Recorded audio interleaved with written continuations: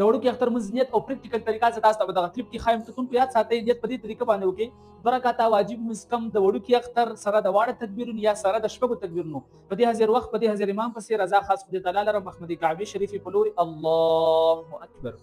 سبحانك اللهم وبحمدك وتبارك اسمك وتعالى جدك ولا اله غيرك کله چې دې ځای ته مونځ راورسېږي د هغې نه وروسته به چې د امام تکبیر وایي تاسو هم چې تکبیر وایي الله اکبر په دغه شان به لاسونه اوچت کړو بیا به لاسونه چې ځوړند وساتئ یو تکبیر شو الله اکبر بیا به لاسونه ځوړند وساتئ او درېیم تکبیر چې وایي چې الله اکبر نو بیا به لاسونه چې دی وتړي اوس په چې د مقتدیان تاسو به خاموش ولاړ وئ او امام چې د ځان سره اول اعوذ بالله بیا بسم الله چې خفیه وایي د نه وروسته به الحمد شریف او سورت چې دا په جهر باندې وایي بیا به تکبیر وایي رکوع ته ولاړ شي الله اکبر سبحان ربي العظیم سبحان ربي العظیم سبحان ربي العظیم دا وسره تاسو هم وایي اگر وروسته چې مو سمع الله لمن حمده نو مقتدیان یې تاسو وایي ربنا ولك الحمد یا اللهم ربنا ولك الحمد دواړه ویلی شي الله اکبر سبحان ربي الأعلى سبحان ربي الأعلى سبحان ربي الأعلى الله أكبر الله أكبر سبحان ربي الأعلى سبحان ربي الأعلى سبحان ربي الأعلى الله أكبر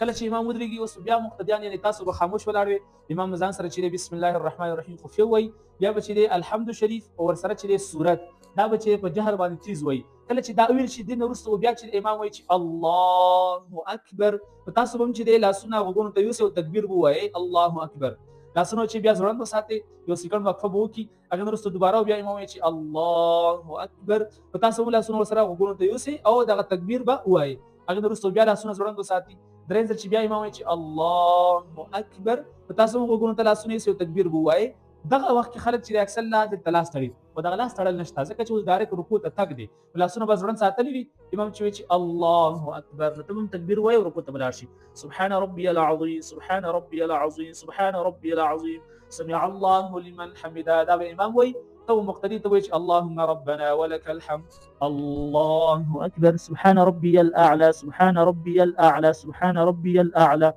الله اكبر الله اكبر سبحان ربي الاعلى سبحان ربي الاعلى سبحان ربي الاعلى الله اكبر اوس به چې التحيه امام هم ځان سره خفیه وایي ته به هم وایي بیا به چې درود شریف وایي بیا به دعا وایي امام چې سلام وګرځوي د امام په اتباع کې به ته هم سلام وګرځوي السلام علیکم ورحمت الله السلام علیکم ورحمت الله دا بالکل په اسانه طریقه باندې تاسو ته ما د وړوکي اختر د مونځ طریقه وښودله باید چې تاسو زده کړي وي بل مسلمان سره هم شیر کې چې هغه هم دې طریقه زده کړي او تا ما سره به سبا کې پوره برخه نصیب شي واخر دعوانا ان الحمد لله رب العالمین